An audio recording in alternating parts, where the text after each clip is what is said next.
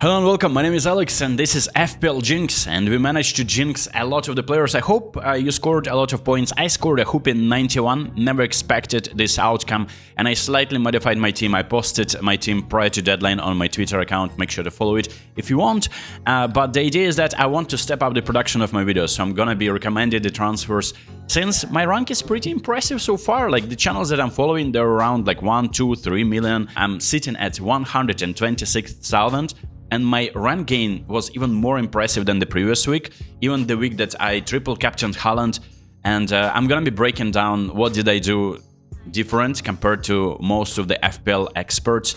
And I managed to gain 73% rank. This is pretty impressive. Holding in this zone is gonna be pretty challenging, and I may just do a transfer. I have 2 transfers saved. I wanted to save 3 to get Saka somehow, but it feels like I'm gonna be tempted to make a transfer right now.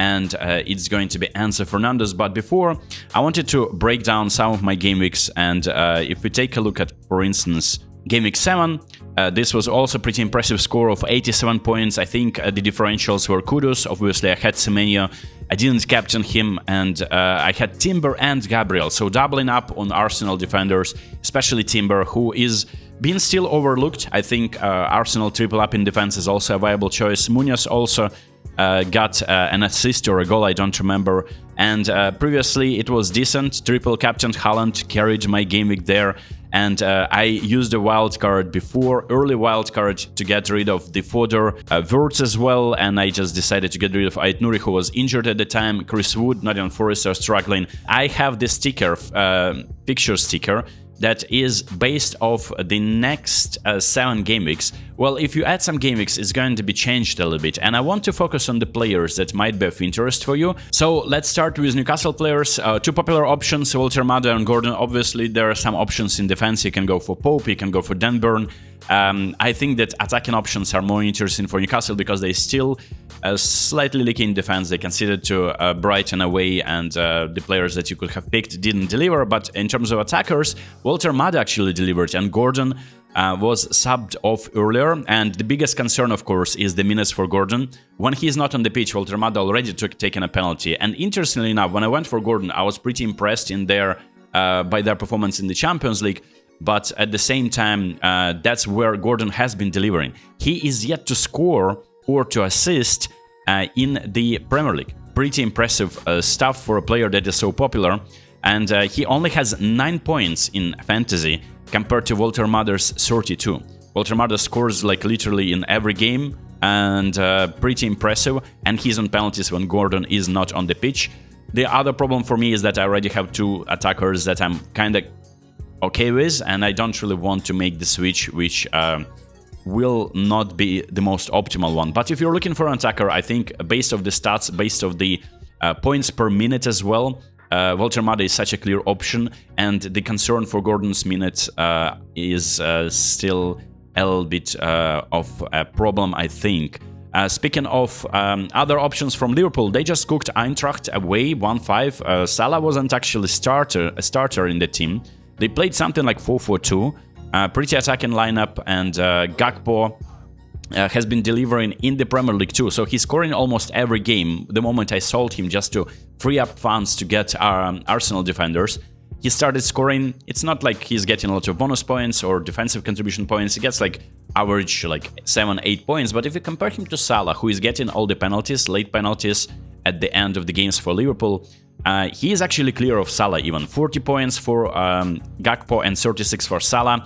And given that the difference of the price, like Salah is pretty much twice as expensive compared to Gakpo, I think getting Gakpo, given the run of fixtures for Liverpool, is not a bad idea. As you can see, Liverpool are facing Brentford away, which may be a challenging fixture. Man City only scored 1 there, but they're playing Aston Villa at home, Man City away, which you can bench Gakpo if you want, Nottingham Forest at home, West Ham away, Sunderland and Leeds, which you would want to have a Liverpool attacker starting from game week 12. You can pick up Gakpo right now and don't be like me, who sold him, unfortunately. And now I'm thinking how to bring him back. Speaking of Crystal Palace, they just lost to Larnaca, pretty much played their starting 11. and many players were subbed off. I don't know if they're really focused on the Europa League fixtures, and it feels like Mateta is a good option given that he just hold. He scored 3 goals, and his XG, it was like he was supposed to score more according to the XG that he managed to garner during the game. But if you compare him to Ismaila Sarr, you would be impressed actually that Ismaila Sarr played less minutes and got more points per minute, and he actually is averaging, like he's getting 38 points so far, and Mateta has only 37. So Mateta is on penalties, that's the biggest appeal. Obviously he's the striker, but if you're thinking about saving some money, blink, 7.6 for Mateta, and if you are obviously looking at a different option up front, 6.5 for Sarr. I'm not saying that you should be bringing them right now because they're playing Arsenal, but in a few game weeks, the fixtures will become more interesting for Crystal Palace. They're playing Brentford at home, they're playing Brighton at home, Wolves away, Manchester United at home, Burnley away, and Fulham away. So I can see goals there, and you obviously can double up. It's not a bad idea. I'm thinking about doubling up and ignoring Saka. So my Arsenal representation will be in defense because Saka is pretty expensive, and I need to make like 3-4 transfers in order to free up the funds to get Saka somehow. And speaking of another comparison, speaking of Saka himself and Gyokeres, who hold in the Champions League, finally scored these goals. Interestingly, Saka didn't really play that many games, but obviously they're sitting at about the same amount of points. So 28 points for Gyokeres and 27 points for Saka. And Saka is obviously on penalties, as we figured. He may just give an occasional penalty to Gyokeres, like a pity penalty. Gyokeres, the attacker, will they be scoring a lot against Crystal Palace? Weren't they really playing were they playing in like first gear against Larnaca? They had 15 shots in that game. They were pretty unlucky. They guaranteed a lot of XG. But that was an underwhelming performance after that 3-3 thriller against Bournemouth. Can Arsenal keep a clean sheet? Of course, and that's why you probably would want to get either Gabriel Magalhaes or Julian Timber. Most likely you already have Gabriel, but Julian Timber, it feels like he's getting limited minutes in the Champions League, and sometimes he's not even appearing there just because their position isn't really that difficult. He's getting consistent starts in the Premier League so far, so let's not jinx that, of course, and getting both of these players is not a bad idea. But if you take a look at the points, obviously Timber played slightly less minutes than Gabriel, but Gabriel is a reliable player. He gets the defensive contribution points, he scores the occasional corner kick, header goal, and he obviously is a player that is just a staple. You need to have him, it's an essential. But getting 2 of them is not a bad idea. That's what I did, and that's probably how I managed to propel my rank to 100,000, almost appearing. At some point during the game week, I was inside 100,000k. Speaking of another team that has great fixtures, that's Everton. They're playing Tottenham at home. They can score a few goals against Tottenham, no doubt about that. Sunderland away, maybe a tough fixture, but Fulham at home, then Manchester United away, Newcastle at home, Bournemouth away, Nottingham Forest at home, which I think is a very good fixture. So for that, you probably would want to have a player like Grealish or Ndiaye. And Ndiaye, of course, is on penalties, so I made probably a erroneous decision. A little bit more expensive players in Grealish. Picked a little bit more expensive player in Grealish, and I'm gonna be starting him for this game week. But if you're after a penalty taker, Ndiaye also collects occasional defensive contribution points. Obviously, Ndiaye is a clear favorite, and he actually has sitting at 41 points so far in fantasy, and Grealish is sitting at 37. Grealish just started taking shots, so I'm really confident in his abilities. He usually is looking for a pass, but he scored a winner against Crystal Palace and got 10 points in a game where I unfortunately decided to bench him for some reason. I just thought that Crystal Palace are so good that Grealish is not going to be delivering. Speaking of defense from Everton, like their fixtures are great for defensive contributions, and you would be surprised to take a look at the defensive option that is much cheaper than the popular Tarkowski one, and like they also get about the same amount of points. Like Tarkowski played more minutes, slightly more minutes, so Keane can be subbed off at the end of the game. They get the same amount of appearances, they are both starters, and Keane costs 1 million less, and he has 1 more point compared to Tarkowski. So a nice option for you to enter that Everton defense and I don't know, get some points from their fixture run. Speaking of another selection and comparison, I would say that you would want to have a Chelsea player in your team. Why? Because their fixtures look great. Sunderland at home, many people would say that Sunderland are a tough opposition, and they are.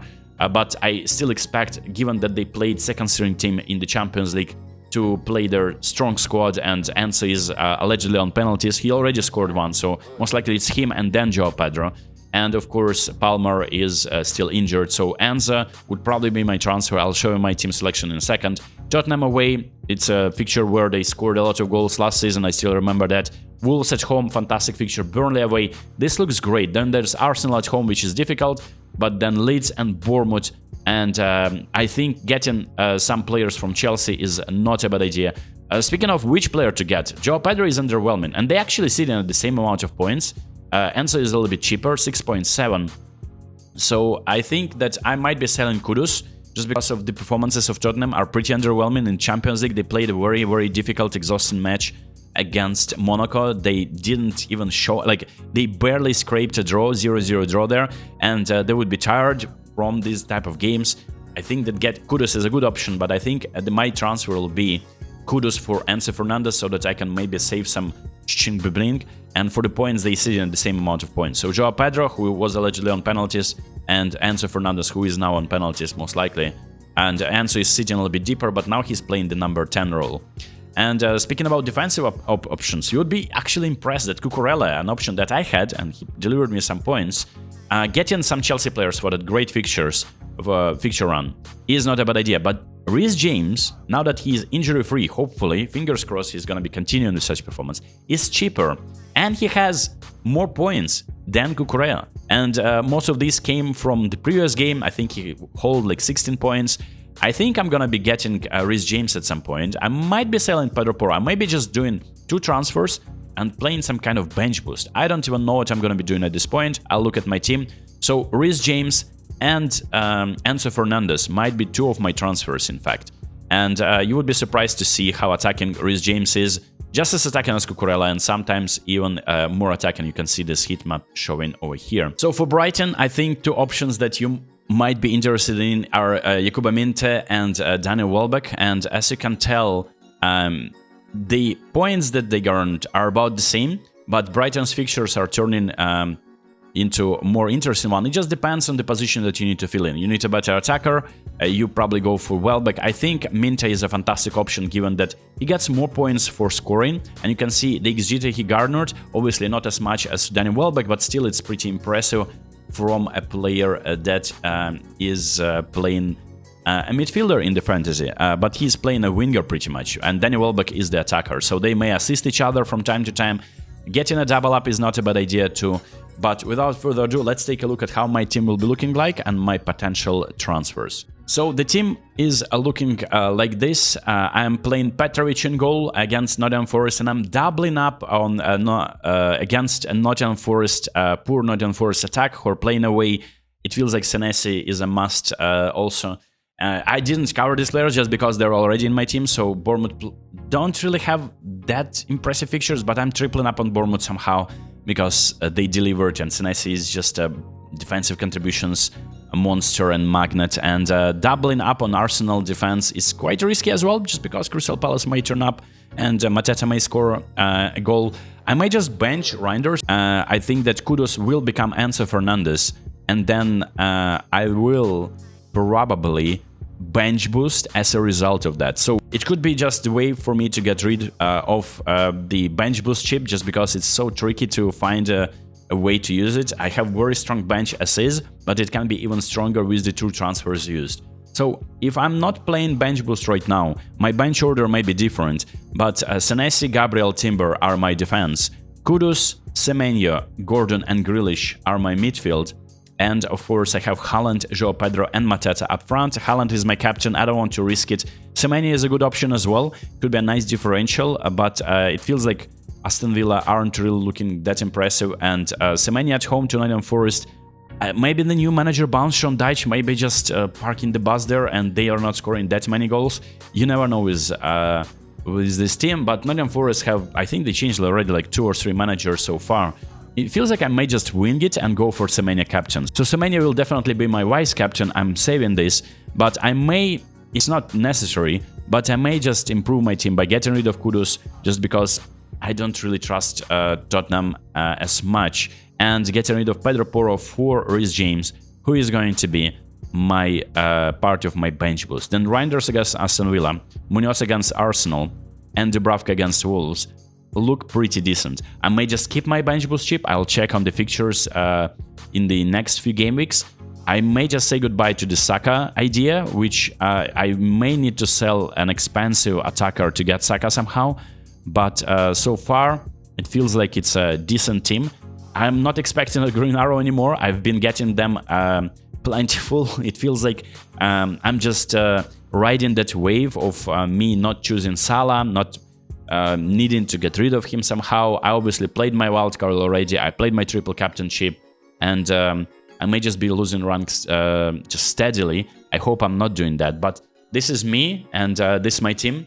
100k rank, pretty impressive so far, given how poorly most of the YouTube channels that I follow have started.